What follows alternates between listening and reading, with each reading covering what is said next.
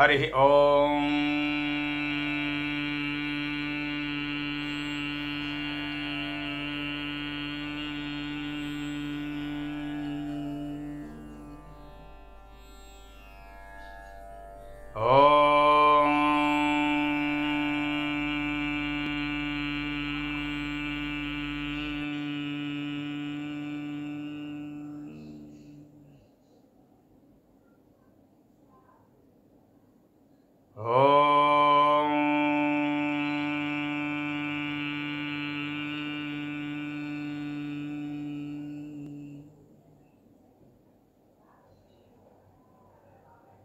గురుర్బ్రహ్మా గురుర్విష్ణుః గురుర్దేవో మహేశ్వరః గురుః సాక్షాత్ పరం బ్రహ్మ తస్మై శ్రీ గురవే నమః.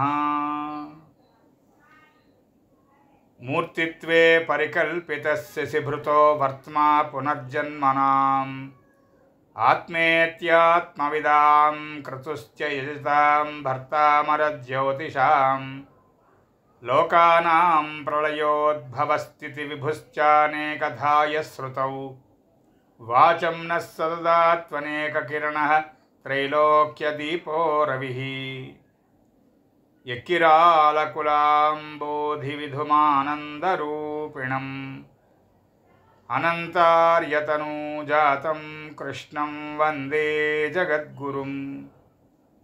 శ్రీకృష్ణమాచార్యమనంతపుత్రం సత్సాధుమిత్రం కరుణార్ద్రనేత్రం గురుం గురూణాం పితరం పితॄణాం అనన్యశేషశరణం ప్రపద్యే అనన్యశేషశరణం ప్రపద్యే అనన్యశేషశరణం ప్రపద్యే. శ్రీకృష్ణార్యశిష్యరాజం జ్యోతిశ్శాస్త్రప్రబోధకం శ్రీపదమార్గమార్తాండం లక్ష్మణార్యమహం భజే.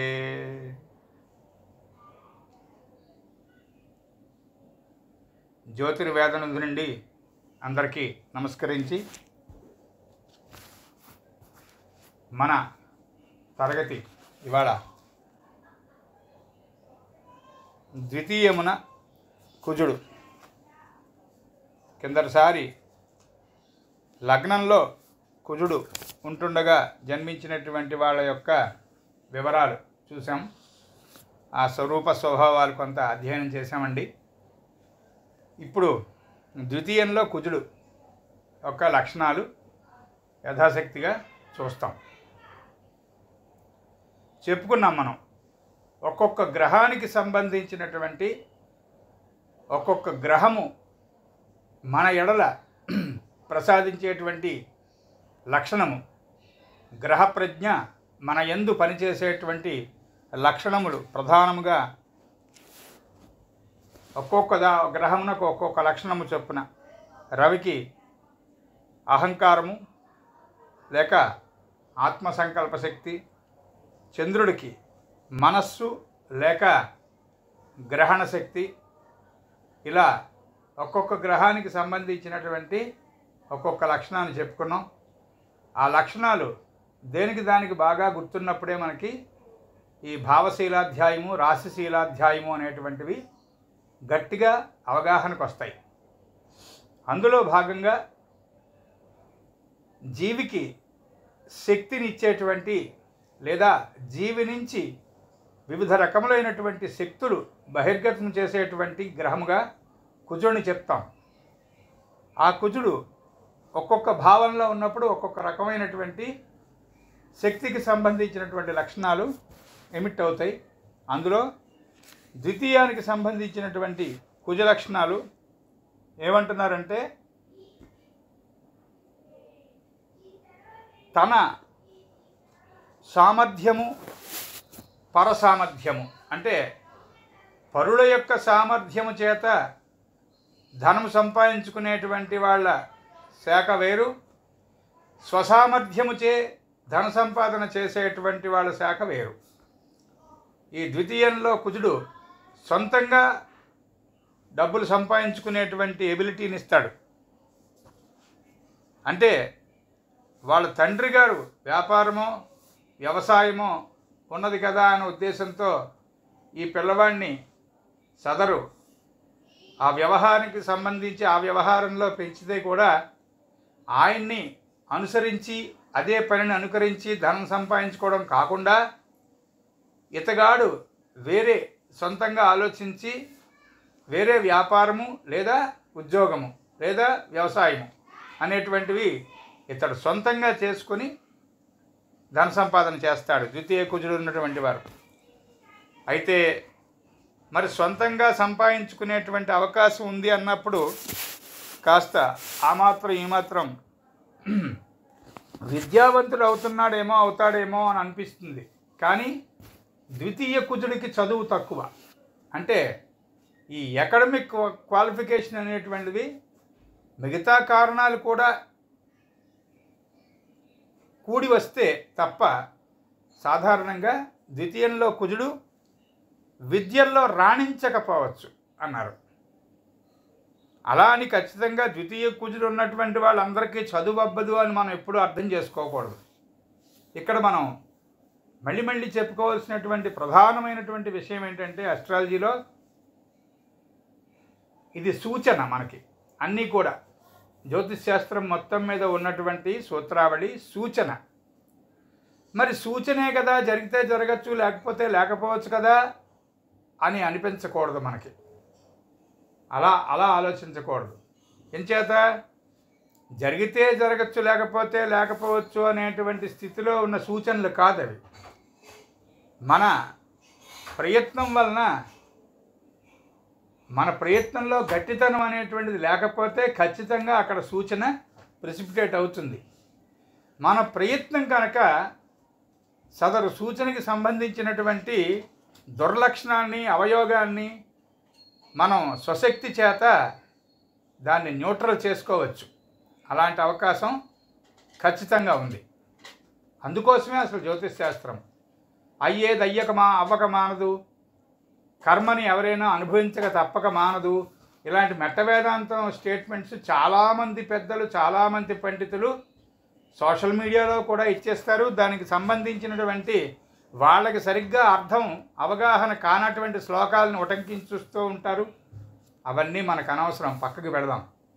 మనం ఒకటే గురువుగారి దగ్గర తెలుసుకున్నది ఏమిటంటే ఏ విధమైన దుర్యోగాన్ని ఏ విధమైనటువంటి అవయోగాన్ని మనము ఎంతవరకు దారి మళ్లించి లేదా ఖచ్చితంగా అనుభవించాల్సినటువంటి దుష్కర్మ కారణంగా ఏర్పడినటువంటి సన్నివేశాన్ని అనుభవించేటప్పుడు ఎలాగ తత్సమానమైనటువంటి శక్తిని పొంది, అంటే అనుభవించడానికైనా కొంత శక్తి కావాలి కదూ, దానికి సంబంధించినటువంటి ఏర్పాట్లు మంత్రమో ఔషధమో దిక్కో సంఖ్యో వర్ణమో ఇవన్నీ కూడా పారాయణమో ఈ మార్గాలు ఇవన్నీ కూడా మనకి జ్యోతిష మార్గాలుగా ఇచ్చి దుష్కర్మ ఫలితంగా ఉన్నటువంటి కష్టం నుంచి సత్కర్మ ద్వారా తరించుట అనేటువంటి ఆ ఒడ్డు చేరుట అనేటువంటి పని కోసమే మనకి ఇక్కడ ఒక నావలో చుక్కానిగా ఇచ్చాను ఈ శాస్త్రాన్ని అని చెప్తాడు వరాహమిహిరుల వారు. అది మర్చిపోకూడదు ఎప్పుడు. అంచేత అలా అని ఖచ్చితంగా ఇది ఖచ్చితము అని తీసుకోవడానికి కూడా లేదు. సూచనగానే తీసుకుని ఆ సూచనలో శుభకరమైనటువంటి వాటిని విపరీతంగా సంతోషపడి విర్రవీగిపోకుండా దుష్కర్మల్ని సూచించేటువంటి సూచనల్ని ముందుగా తెలుసుకుని తద్వ్యతిరేకమైనటువంటి శుభకర్మల ద్వారా ఈ కష్టాల్ని దాటాలి. ఇది మనం చేసేటువంటి ప్రయత్నం. ఇది మనల్ని నమ్ముకుని ఎవరైనా సలహా అడిగితే మనం జాతకం చూసి చెప్పేటువంటి తీరు ఇదే. అందుకే మనం జాతకంలో ఉన్నటువంటి బలంగా ఉన్నటువంటి గ్రహాన్ని తీసుకుని ఆ గ్రహపు మంత్రమో స్తోత్రమో దానికి సంబంధించినటువంటి విషయాలను మనం వారికి సలహాగా చెప్పాలి తప్ప బాగులేనటువంటి గ్రహానికి శాంతి చేయండి అని చెప్తారు. మిడిమిడి జ్ఞానంతో పాండిత్యం లాంటిది ఏర్పాటు చేసుకున్నటువంటి వాడు, అది పాండిత్యం కాదు. ఆ మిడిమిడి జ్ఞానంతో ఉన్నటువంటి వారు బాగులేనటువంటి గ్రహానికి శాంతులు చెప్తే అది మంచి పద్ధతి కాదని చెప్పారు గురువుగారు. ఖచ్చితంగా బాగున్నటువంటి గ్రహాన్నే మనం స్టిమ్యులేట్ చెయ్యాలి. అలా చూసుకున్నప్పుడు ఈ ద్వితీయ కుజుడికి ఉన్నటువంటి దుర్లక్షణం ఏమిటంటే, అన్నిటికన్నా ఇతనికి తిండి మీద, ఆహారం మీద సరైనటువంటి స్వామిత్వం అనేటువంటిది రావడం కష్టం అవుతుంది. ద్వితీయంలో కుజుడు ధనగే కదన్నహ అనేటువంటిది సూత్రంగా చెప్పబడింది జ్యోతిషంలో మనకి. ధనగే అంటే రెండవ ఇంట్లో, ధనస్థానమునందు అని అర్థం. గే అంటే గృహమునందు. కదన్నహ ఇక్కడ ఈ కుజుడు రెండవ ఇంట్లో ఉన్నటువంటి వారికి చాలా అసలు ఏదైనా తింటారు వారు. ఏ సమయానికి ఏం తింటారు అనేటువంటిది యథమిత్తం అని మనం నిర్ణయించలేమన్నారు ఋషులు. అక్కడి నుంచి జాగ్రత్త పడాలన్నమాట. ద్వితీయ కుజుడుగా జన్మించినటువంటి వారిని పెంచి పెద్ద చేసేటప్పుడు మనం తిండి మీద స్వామిత్వం రావాలి వారికి. అంటే మొదటి నుంచి ఒకే సమయానికి ఆహారం పెట్టడం, సాత్వికమైనటువంటి ఆహారాన్ని ఇవ్వడం, ఎక్కడ పడితే అక్కడ ఏ దిక్కుకు పెడితే ఆ దిక్కుకి ఆ తల్లి ఆ పిల్లల్ని ఎత్తుకుని ఇటు తిరగా అటు తిరగా, అది దక్షిణానికి తిరిగి నుంచుందో తెలియదు, పశ్చిమానికి తిరిగి నుంచుందో తెలియదు, అన్నం తినిపిస్తూ ఉంటుంది ఆవిడ. తెలియక, తెలిసి చెయ్యరు ఎవరు, తెలియకనే చేస్తారు. పిల్లలు ఏడుస్తున్నారు కనుక అటు ఇటు తిప్పుతూ అన్నం పెట్టడం తప్పులేదు, కానీ తూర్పు కానీ ఉత్తరం కానీ ముఖంగా పెట్టి ఆహారాన్ని స్వీకరించే ఏర్పాటు చంటప్పటి నుంచి చెయ్యాలి. అది ఎవరికైనా, ఏ జాతకులకైనా కూడా అది ముఖ్యం. భారతీయ పెంపకంలో ఇలాంటివన్నీ సర్వసాధారణంగా సక్రమంగా నడిచినటువంటి రోజులు ఒకప్పుడు ఉండేవి భారతంలో, భారతదేశంలో. ఇప్పుడు నానాటికి చాగంటి కోటేశ్వరరావు గురువుగారు చెప్పినట్టు మంచం మీద అన్నం తినేవాళ్ళ సంఖ్య ఎక్కువైపోయింది. అంచేత ఇలాంటి అపచారాలన్నీ కూడా, ఆహారానికి సంబంధించిన అపచారాలన్నీ, కాళ్ళు చేతులు కడుక్కోకుండా ఎక్కడ పడితే అక్కడ తినేయడం, ఇవన్నీ ద్వితీయ కుజుడికి లక్షణాలుగా శాస్త్రం వర్ణించింది. జాగ్రత్త పడాలి. వీరికి ఆదాయానికి సంబంధించినటువంటి దారులు ఎలా ఉంటాయి అంటే, వివాహం వల్ల కలిసి వచ్చే అవకాశం ఉంటుంది. అలాగే కోర్టు వ్యవహారాలు ఏమన్నా ఉన్నట్లయితే కలిసి వచ్చే అవకాశం ఉంటుంది. యంత్రాలు, పెట్రోలు, రసాయనికమైనటువంటి పదార్థాలు, లోహ వస్తువులు, వీటి ద్వారా ఈ ధనార్జన అనేటువంటిది సెకండ్ హౌస్ మార్స్కి ఇండికేట్ చేశారు, వాళ్ళు ఋషులు ఇచ్చారు. వాటి ద్వారా సులభమైనటువంటి ఆర్జన ఉంటుంది. అంటే సంపాదన అనేటువంటి దానికి, అయ్యా మా ఫినాన్షియల్ స్టేటస్ జాతకంలో ఎలా ఉంటుంది అని ఎవరైనా అడిగినప్పుడు మనం 2వ ఇల్లు, 6వ ఇల్లు, 10వ ఇల్లు, 11వ ఇల్లు చూడాలి. 2, 6, 10, 11. ఇక్కడ ఈ సందర్భంలో ఒక జాగ్రత్త చెప్తాను. ఇంకా ఆల్మోస్ట్ మన అందరం కూడా అధ్యయన తరగతుల నుంచి ఫలిత భాగాన్ని అధ్యయనం చేస్తున్నటువంటి, అంటే కేవలము లక్షణ భాగం కాకుండా ఫలిత భాగము, అంటే సరళంగా మనం విడగొట్టుకున్నట్లయితే జ్యోతిష్శాస్త్రం అనేటువంటిది కేవలము లక్షణ భాగము, అంటే లక్షణ భాగ అధ్యయనము, తర్వాత భాగంలో ఫలిత భాగ అధ్యయనము, ఈ రెండు మనం సరళంగా విడగొట్టుకుంటే భాగాలు మనం 2వ దాంట్లోకి వచ్చేసాం. అంటే కేవలము details and instructions and indications అవి దాటి నెమ్మదిగా మనం ప్రిడిక్షన్స్, ప్రెసిపిటేషన్ ఆఫ్ థింగ్ అక్కడికి వచ్చాం మనం. కనుక ఇక్కడ ఎవరైనా ఏదన్నా ప్రశ్న వేసినప్పుడు జాతకం ఇచ్చి ఆ జాతకంలో ఏ భావాలు, ఏ గ్రహాలు దానికి సంబంధించిన కారకత్వాలు వహిస్తాయి అనేటువంటి దానికి ఇప్పటికీ మనం ప్రిపేర్ అయిపోవాలి. ఇంకా అందులో భాగంగా ఈ ద్వితీయ భావాన్ని మనం చూస్తున్నాం కనుక ఈ సందర్భంలోనే మనం ఒకసారి ఆదాయము అనేటువంటి దాని గురించి ఒక్కసారి తెలుసుకుందాం.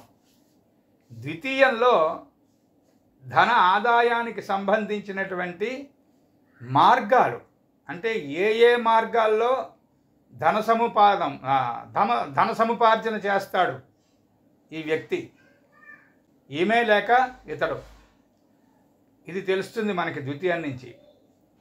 6వ ఇంట్లో ఏ విధమైనటువంటి శ్రమ చేత, అంటే ఎలాంటి ప్రొఫెషన్ అని అనలేం కానీ సుమారుగా సరౌండింగ్స్ ఆఫ్ ది ప్రొఫెషన్, అది 6వ ఇంటి ద్వారా తెలుస్తుంది. అలాగే రుణము రోగము అనేటువంటివి కూడా శ్రమతో పాటు అవి కూడా 6వ ఇంట్లో తెలుస్తాయి కనుక అప్పులు చేసి ధనార్జన చేస్తాడా, అలాంటి వారు కూడా ఉంటారు.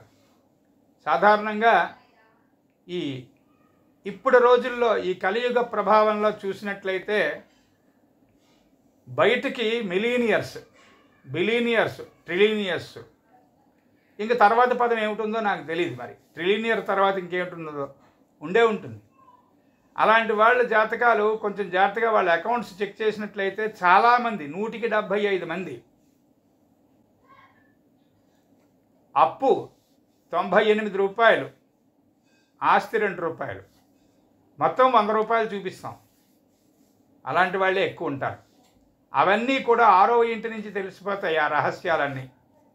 అంటే ఒరిజినల్గా వీళ్ళు చెప్పిందంతా ఉందా, లేకపోతే చెప్పుకోవడానికే ఉందా, ఆ తేడా మనకి 6వ ఇంట్లోంచి బయటపడుతుంది. సాధారణంగా 6, 8, 12 అనిష్టములు అని చెప్తున్నారు చూసారా. ఈ అనిష్ట స్థానాల నుంచి వీక్నెస్ అనేటువంటిది ఒకటే కాకుండా మనిషి ఏ విషయాల్లో ఏవేవి దాచుకుంటాడు చెప్పకుండా అనేటువంటివి బయటపడతాయి. అంటే ఎదటివాడి రహస్యం గమనించి ఎదటివాడి తాలూకా రహస్యాన్ని బహిర్గతం చేసేటువంటి దుర్లక్షణం మనకు ఉండకూడదు. ఆ రహస్యాన్ని గ్రహించి తదనుగుణమైనటువంటి సలహానిచ్చి, బాబు నువ్వు ఇలా అనుకుంటున్నావు కానీ ఇలా చేసుకో, సుఖపడతావు అని నెమ్మదిగా మంత్రమైనటువంటి స్వరంలో చెప్పాలి తప్ప వారి రహస్యం మనం తెలుసుకుని వారిని ఏదో ఇబ్బంది పెట్టడం అనేటువంటిది జ్యోతిష్కుడు లక్షణం కాదు. కానీ ఇప్పుడు అలాంటి కుహనా జ్యోతిష్కులు కూడా ఎక్కువైపోతున్నారు. అంటే యుగ లక్షణం అలా ఉంటుంది, మరి ఏం చేయలేం. సరే, వారి గురించి మనం ఇప్పుడు స్మరణ చేయడం కన్నా కూడా ఇలా ఉంటుంది ప్రపంచంలో అని తెలుసుకోవడం వరకు మాత్రమే తెలుసుకుని మనం సన్మార్గంలో మన సాధనని ముందుకు తీసుకువెళదాం.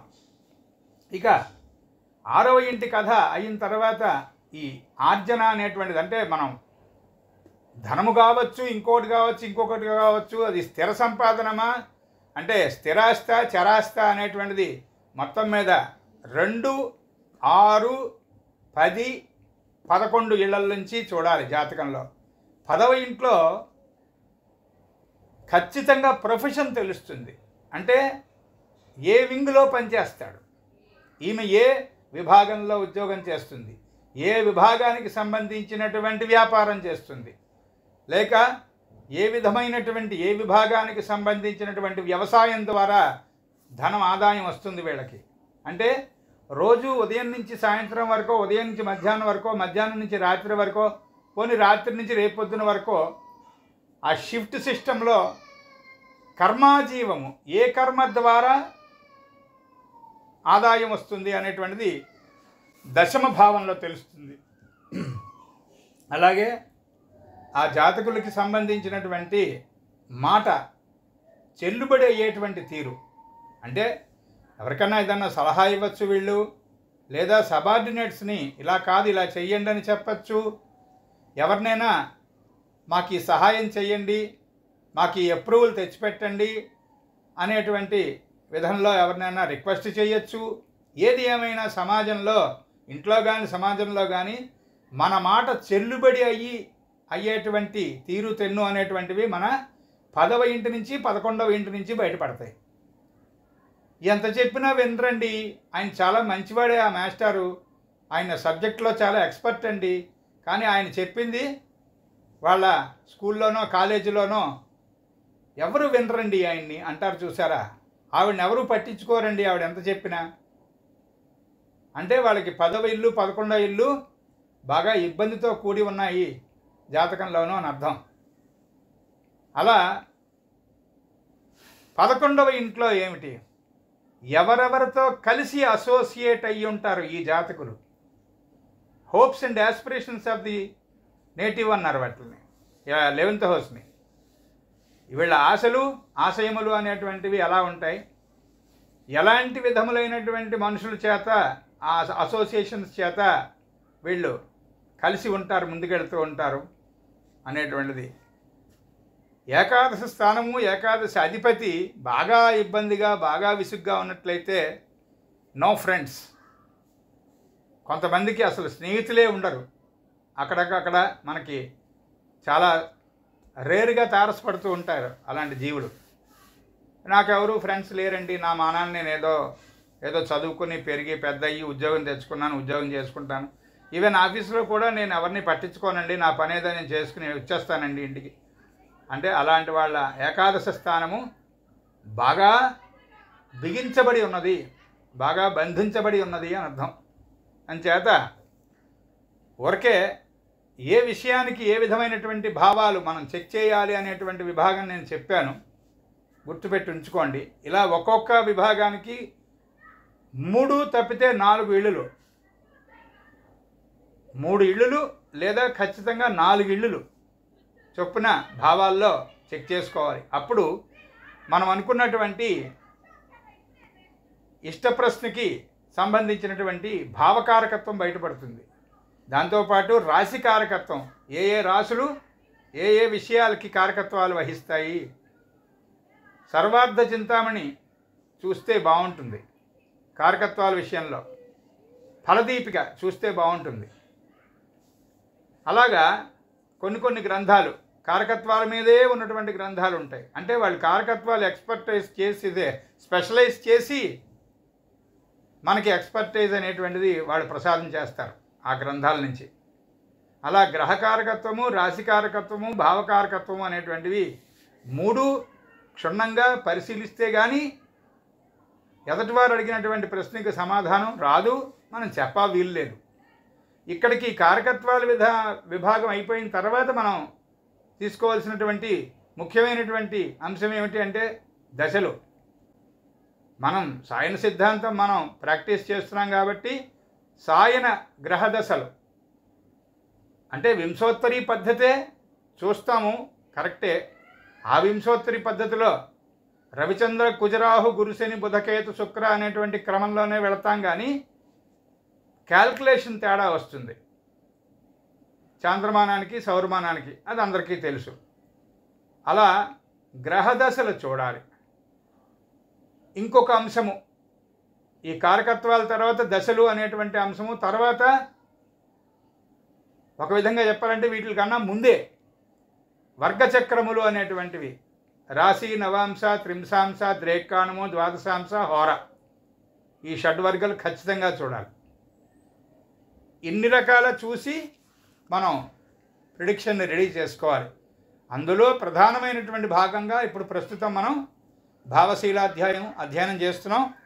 దాంట్లోనూ ద్వితీయ భావంలో కుజుడు ఉండగా ఉన్నటువంటి విషయం చూస్తున్నాం.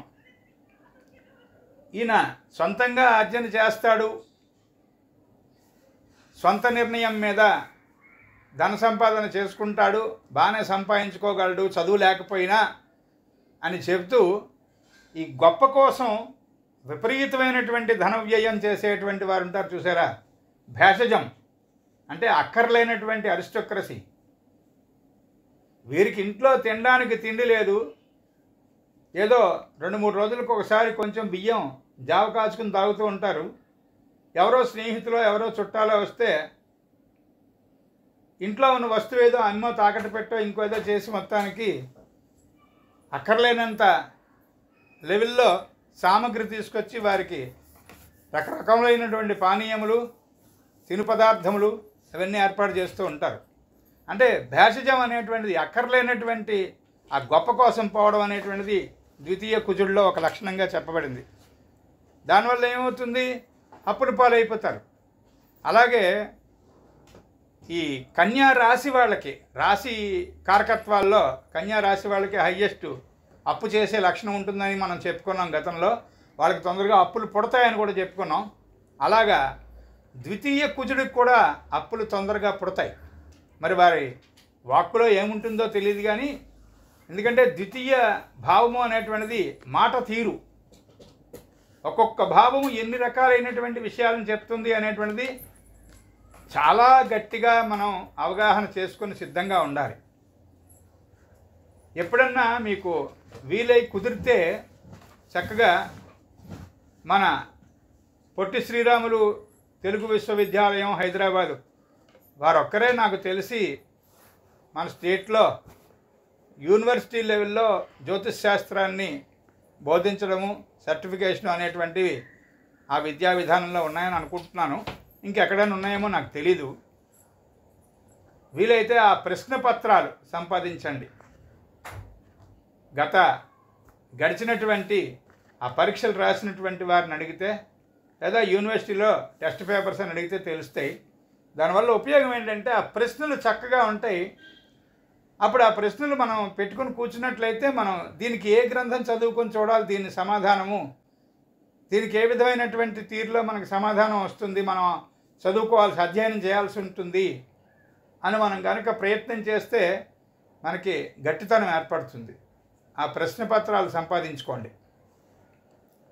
అంటే అందులో ఇస్తాడు ఒక దగ్గర జాతకంలో ఎలాంటి లక్షణాలు ఉన్నటువంటి వాళ్ళు అప్పులు అడిగితే పుడతాయి వెంటనే, ఎలాంటి లక్షణాలు ఉన్నటువంటి వాళ్ళకి అప్పు అడిగినా పుట్టదు,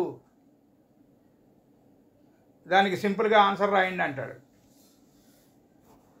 అప్పుడు మనం విపరీతమైనటువంటి కష్టపడిపోక్కర్లేకుండా ఈ మన జ్యోతిష ప్రకాశం చాలు జాగ్రత్తగా కనీసం ఒక 30-40 సార్లు ఈ గ్రంథం అదే పనిగా చదువుకున్నట్లయితే మనం రెడీగా ఉంటాం. అంచేత వీళ్ళకి విపరీతమైనటువంటి అప్పుల బాధ ఒకటి ఈ ద్వితీయ కుజుడికి. అంటే అందరికీ ఉండాలని లేదు, మళ్ళీ చెప్తున్నాను. ఈ ద్వితీయ కుజుడికి గురుడు కోణంలో ఉన్నాడు అనుకోండి, అర్ధ కోణంలో ఉన్నాడు అనుకోండి, శని కూడా ఒక అర్ధ కోణంలో ఉన్నాడు అనుకోండి, అంటే పాపగ్రహంతోనూ శుభదృష్టి ఉండి శుభగ్రహంతోనూ ఉందనుకోండి, అప్పుడు ఆ ద్వితీయ కుజుడు ఉచ్చులో ఉన్నాడు అనుకోండి, ధనుస్సు లగ్నమయ్యి మకరంలో కుజుడు ఉన్నాడు అనుకోండి, అప్పుడు పంచమాధిపతి ద్వితీయంలో ఉన్నట్టు లెక్క, ఉచ్చులో ఉన్నట్టు లెక్క. ఇవన్నీ కూడా ఇలాంటి కండిషన్స్ ఎప్పుడు కూడా మన సూచనలు సూత్రాలు అన్నీ కూడా కండిషన్ ఏమిటి అనేటువంటిది చూసుకునిగా తప్ప మనం డిసైడ్ చేసేయకూడదు. అంచేత ఇలాంటి సందర్భంలో అయితే వీళ్ళు అప్పు అడిగితే పడుతుంది కానీ దాన్ని పాడు చేయరు. అంటే చక్కగా 1,00,000 రూపాయలు అప్పు చేసి ఒక 10 ఎకరాల పొలం మీద సరైనటువంటి సమయంలో సరైన పంట వేస్తారు. అప్పుడు 10 లక్షలు సంపాదిస్తారు ఒక సంవత్సర కాలంలో. ఆ 1,00,000 రూపాయల అప్పు వడ్డీతో సహితంగా హాయిగా తీర్చేసి నమస్కారం పెడతారు. 9 లక్షలు మిగిలింది 1,00,000 రూపాయలు అప్పు చేస్తున్నందుకు. అలాగా వెళతారు. అంటే ఈ కుజుడికి, ఈ ద్వితీయ కుజుడికే ఆ ఫెసిలిటీ కూడా ఇవ్వబడింది, ప్రొవైడెడ్ మిగతా గ్రహాల యొక్క సహాయం వల్ల. అవి చూసుకోవాలి. ఈ తర్వాత ద్వితీయము అనేటువంటిది నోటికి సంబంధించినటువంటి భావం. అంటే వాక్కు, స్వరము, మాట తీరు, అంటే ఎంత మృదువుగా పలకరిస్తారు ఎదుటి వాళ్ళని, ఎంత కర్కశంగా పలకరిస్తారు, ఎంత ఇబ్బందికరంగా ఉంటుంది వాళ్ళ పలకరింపు, లేదా ఎంత ఆనందకరంగా ఉంటుంది, ఇవన్నీ కూడా ఎంత హాస్యాస్పదంగా ఉంటుంది.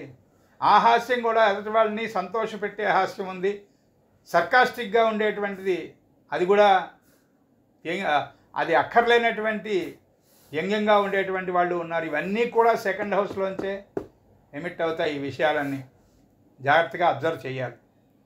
అంచేత ఈ వీళ్ళకి సెకండ్ హౌస్లో మార్స్ ఉన్నటువంటి వాళ్ళకి విపరీతమైనటువంటి ఈ కళ్ళ మంటలు కానీ, లేకపోతే నాలిక పూత, అంటే పాపం నాలుక మండిపోతూ ఉంటుంది, ఎక్కువగా ఏం తినలేరు. అంటే వైద్యశాస్త్రం ప్రకారం నాలిక పూత ఎక్కువగా ఉంది అంటే లివర్ బాగులేదని అర్థం అన్నారు. వైద్యశాస్త్రంలో బాగా నిష్ణాతులైనటువంటి పెద్దలు చెప్పినటువంటి రహస్యాల్లో ఒకటి అది. అలా జాగ్రత్తగా చూసుకోవాలి. అసలు సాధారణంగా కుజగ్రహము అనేటువంటిది అబ్డామిన్ అంటే అప్పర్ అబ్డామిన్ లోవర్ అబ్డామిన్ అనేటువంటి భాగాలు మొత్తం పొట్ట అని తీసుకుందాం మనం. దానికి సంబంధించినటువంటి విషయాన్నంతా కూడా చెప్పేటువంటిది గ్రహము, ఆ కుజగ్రహము. అది ద్వితీయంలో ఉన్నప్పుడు బాగుంటే పర్వాలేదు, కానీ ఏమాత్రం చెడిపోయినా మొదట నోటిపోత, దంతాలు పాడవడం, వీటిలన్నిటితో ఇబ్బందులు పడతారు. అలాగే ద్వితీయంలో కుజుడుండి రాహువు చేత కేంద్రవేధ అలాంటివి ఏమైనా ఉన్నట్లయితే చిన్నప్పుడే ఒక పన్ను ఎట్టుకోకుండా విరిగిపోతుంది. ఆ విరిగిన పన్నుతో పాటు ఉంటారు. ఇవన్నీ కూడా మనకి ద్వితీయ కుజుని ద్వారా అధ్యయనం చేయవలసినటువంటి విశేషాలు. ముఖ్యంగా స్త్రీలకి ద్వితీయంలో కుజుడు అంత పెద్ద శుభలక్షణంగా చెప్పబడలేదు. అనారోగ్యం ఉంటుంది ఖచ్చితంగా. అలాగే వాళ్ళ మాట తీరు అస్సలు బాగోలేక దానివల్ల మాట వల్లే పోట్లాట్లు వస్తాయి. నిజానికి పాపం వాళ్ళ కోడలు గారు మంచి ఆవిడ అందరికీ కూడా రుచికరంగా వంట చేసి పెట్టగలరు. ఎవరికైనా ఏమైనా ఒంట్లో బాగోలేదంటే ఏదో నూనె రాసో ఇంకేదో సేవ చేసో పాపం వారికి సహాయం చేస్తారు. ఇవన్నీ ఉన్నాయి. పాపం మాట తీరు మాత్రం చాలా బొంగురుగా, చాలా కర్కశంగా అనిపిస్తుంది. అంటే సొంటు కొమ్ములా ఉంటుంది మాట తీరు స్త్రీకి, ద్వితీయంలో కుజునున్నటువంటి స్త్రీకి. దానివల్ల పాపం చాలా చెడ్డ పేరు వస్తూ ఉంటుంది, తగులు అవుతూ ఉంటాయి, అంటే గొడవలు అవుతూ ఉంటాయి. ఇక్కడికి ఈ ద్వితీయ కుజుడు తృతీయ కుజుడుగా ఉన్నప్పుడు ఉన్నటువంటి లక్షణాలు కూడా చూద్దాం. ఈ తృతీయంలో కుజుడు ఉంటే మనం ఇందాక ద్వితీయ కుజుడికి స్త్రీకి కలహకారణం అని చెప్పుకున్నాం, కానీ తృతీయంలో కుజుడు ఉంటే తన సోదరులతోనే కలహం. ఎందుకంటే తృతీయ కుజుడికి లక్షణం కలహానికి కారణం ఏమిటి? సాధారణంగా మనం ఆలోచించం, కానీ గొడవ అయిందిట అంటే అన్నిటికన్నా మొట్టమొదటి కారణం వేగం. అంటే అనుకోనంత, అక్కర్లేనంత వేగము అనేటువంటిది అక్కడ జనించింది అని అర్థం. యాక్సిడెంట్ అయినా వేగమే కారణం, గొడవైనా వేగమే కారణం. ఆ వేగం చివరికి ఎంత స్థాయిలో ఉందంటే ఎదటివారు నువ్వు నేను సినిమాకి వెళదామా అన్నారట. యువతల వాడికి ఎలా అర్థమవుతుంది? ఆ వేగం, విపరీతమైన వేగంతో అర్థం చేసుకునేవాడు పాపం దురదృష్టవంతుడు ఉంటాడు. వాడు నువ్వు నేనే సినిమాకి వెళదామా అంటే వీళ్ళెవరూ వద్దా అని అర్థమైంది అంటాడు. వాడు ఏమిటంత స్వార్థపరుడివి, బుద్ధిందా లేదా అని మొదలెడతాడు ఎదటివాడిని.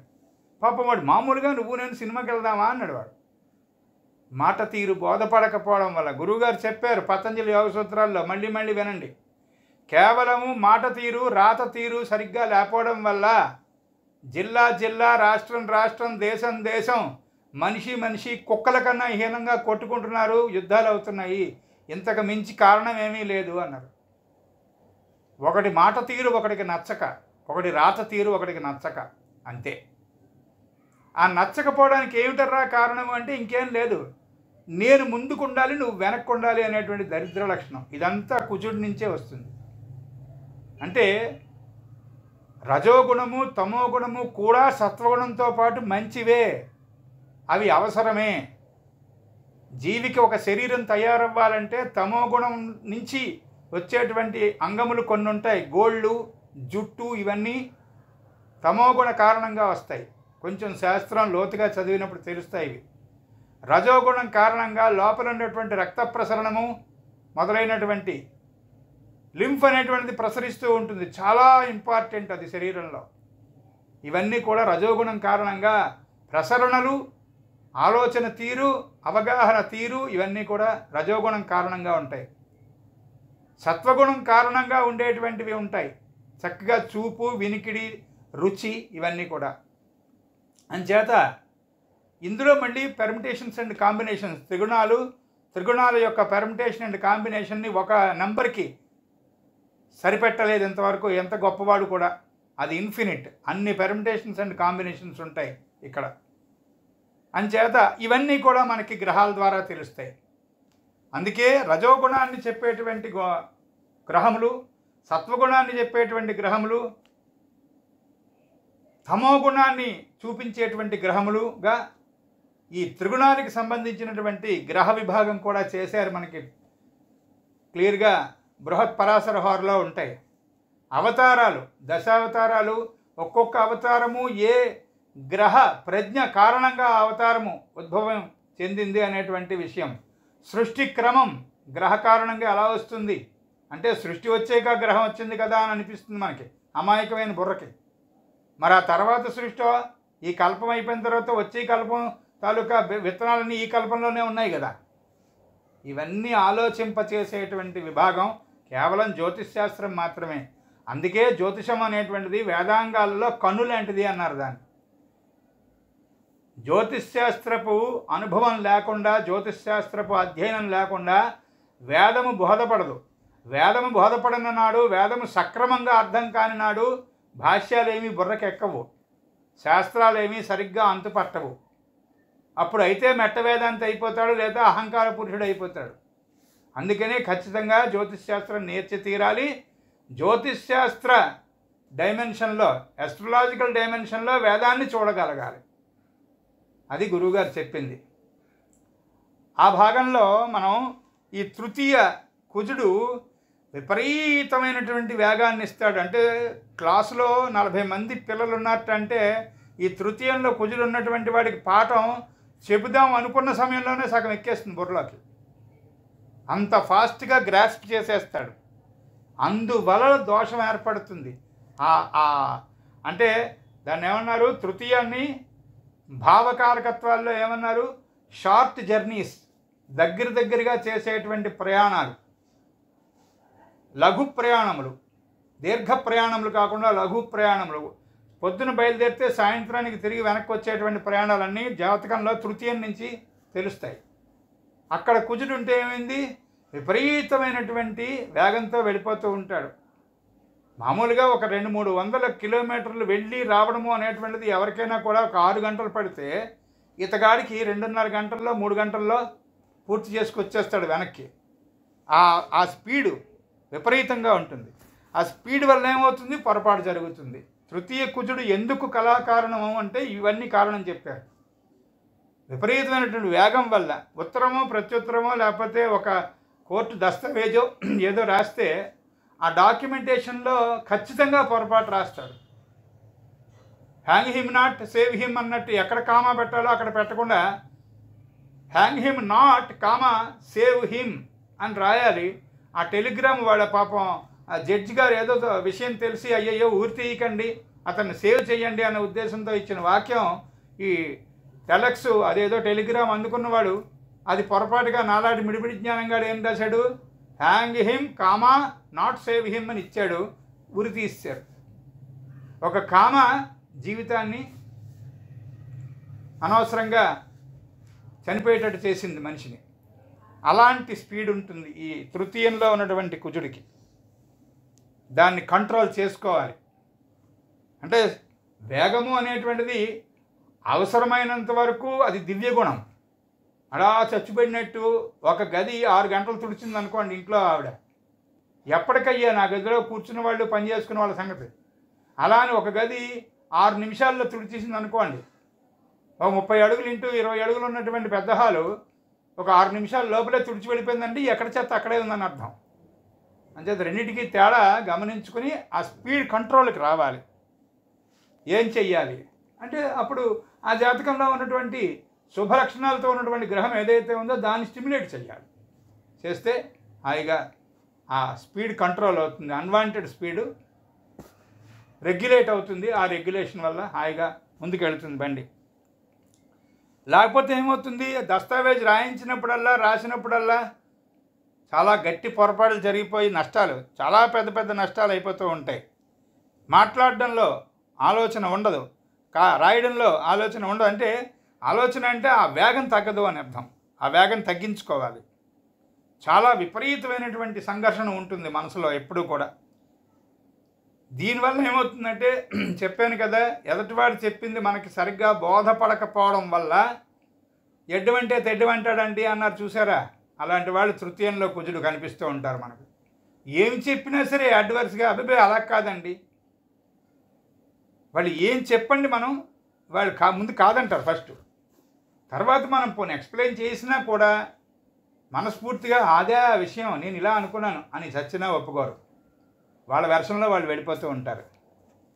ఇలాంటి వాళ్ళు కనుక మాస్టర్ చెప్పారు, తృతీయంలో కుజులు ఉన్నటువంటి వాళ్ళు పొజిషన్ను జాతకంలో మిగతా న్యూట్రలైజేషన్స్ ఏమీ లేకుండా చక్కనైనటువంటి ఆస్పెక్ట్స్తో ఆ తృతీయ కుజుడు కనుక బాగుపడకపోతే అలాంటి వాళ్ళు ఈ పర్సనల్ సెక్రటరీస్ ఉంటారు చూసారు ఆ కంపెనీల్లో, చాలా ప్రమాదమైనటువంటి పరిస్థితులు వస్తూ ఉంటాయి వారి వల్ల అన్నారు. అలాంటి వాళ్ళని తెలిసి మనం గనక ఆఫీసర్ అయితే ఇన్ఛార్జ్ అయితే మన దగ్గర ఉన్న పర్సనల్ సెక్రటరీకి తృతీయంలో కుజుడు కనుక ఉంటే మనం వాళ్ళకి డిక్టేషన్ ఇచ్చిన తర్వాత మనం కూడా ఒకసారి చూసుకుని వాళ్ళు ఏమిటి రాశారో చూసుకుని ఫైనలైజ్ చేయాల్సి ఉంటుంది అని చెప్పారు మాస్టర్. అలాంటి జాగ్రత్తలు ఉన్నాయి. వీళ్ళే ఈ తృతీయంలో కుజుడు వాళ్ళే చాలా చక్కగా చదువుకుంటారు, చాలా బాగుంటుంది. తీరం వచ్చి 2 రెళ్ళు 4 అని వేయిపోయి 2 రెళ్ళు 6 అని వేసి పరీక్ష పాడు చేసుకుంటారు వీళ్ళు, వాళ్ళకి తెలియక కాదు, ఆ స్పీడ్ వల్ల. అది తృతీయంలో కుజుడికి సంబంధించినటువంటి కథ. ఇక్కడికి ఇవాళ మనం ఈ తరగతిని ఆపుదాం. వచ్చే తరగతిలో చతుర్థ కుజుడి నుంచి మళ్ళీ అధ్యయనాన్ని ముందుకు తీసుకెళ్దాం. స్వస్తి స్వస్తి ప్రజాభ్య పరిపాలయంతాం న్యాయేన మార్గేణ మహిం మహీషాః గోబ్రాహ్మణేభ్యः శుభమస్తు నిత్యం లోకాः సమస్తాः సుఖినో భవంతు. ఓం శాంతి శాంతి శాంతి.